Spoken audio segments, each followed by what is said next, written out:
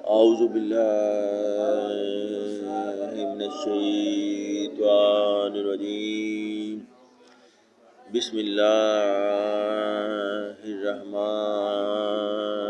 الرحیم سورۃ البقرہ آیت نمبر 27۔ لوگ آپ سے یہ پوچھتے ہیں کہ خیرات میں کتنا خرچ کریں۔ آپ فرما دیجئے کہ جتنا ضرورت سے زائد ہو۔ فائدہ، یعنی مال تو خرچ ہی کرنے کے واسطے ہے، جتنی اپنی ضرورت ہو اس کے موافق رکھ کر جو زائد ہو وہ خرچ کر دے۔ حضرت ابن عباس رضی اللہ تعالیٰ عنہ فرماتے ہیں کہ اپنے اہل و عیال کے خرچ سے جو بچے وہ عفو ہے۔ حضرت ابو امامہ حضور اقدس صلی اللہ علیہ وآلہ وسلم کا ارشاد نقل کرتے ہیں کہ اے آدمی، جو تجھ سے زائد ہے اس کو تو خرچ کر دے، یہ بہتر ہے تیرے لیے، اور تو اس کو روک کر رکھے، یہ تیرے لیے برا ہے، اور بقدر ضرورت پر کوئی ملامت نہیں۔ اور خرچ کرنے میں ان لوگوں سے ابتدا کر جو تیرے عیال میں ہے، اور اونچا ہاتھ یعنی دینے والا ہاتھ بہتر ہے اس ہاتھ سے جو نیچے ہو یعنی لینے کے لیے پھیلا ہوا ہو۔ حضرت رحمۃ اللہ علیہ سے بھی یہی نقل کیا گیا کہ عفو سے مراد ضرورت سے زائد ہے۔ حضرت ابو سعید خدری رضی اللہ تعالیٰ عنہ فرماتے ہیں کہ ایک مرتبہ حضور صلی اللہ علیہ وآلہ وسلم نے فرمایا کہ جس کے پاس سواری زائد ہو وہ ایسے شخص کو سواری دے جس کے پاس سواری نہیں ہے، اور جس کے پاس توشہ زائد ہو وہ ایسے شخص کو توشہ دے جس کے پاس توشہ نہ ہو۔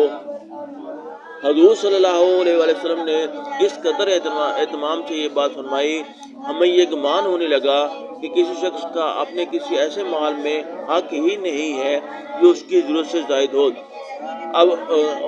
زائد ہو۔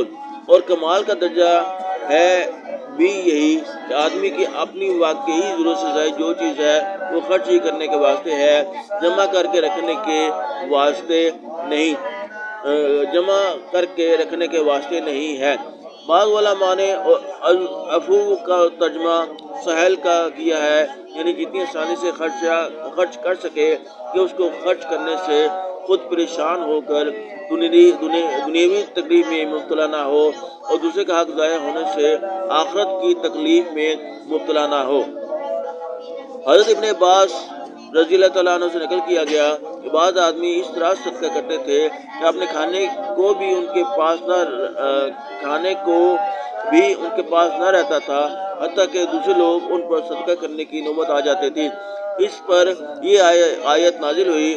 حضرت ابو سعید خدری فرماتے ہیں کہ ایک شخص مسجد میں تشریف لائے، حضور اقدس صلی اللہ علیہ وآلہ وسلم نے ان کی یہ حالت دیکھ کر لوگوں سے کپڑا خیرات کرنے کو ارشاد فرمایا۔ بہت سے کپڑے چندہ میں جمع ہو گئے۔ حضور صلی اللہ علیہ وآلہ وسلم نے ان میں سے 2 کپڑے ان سب کو عطا فرما دیے۔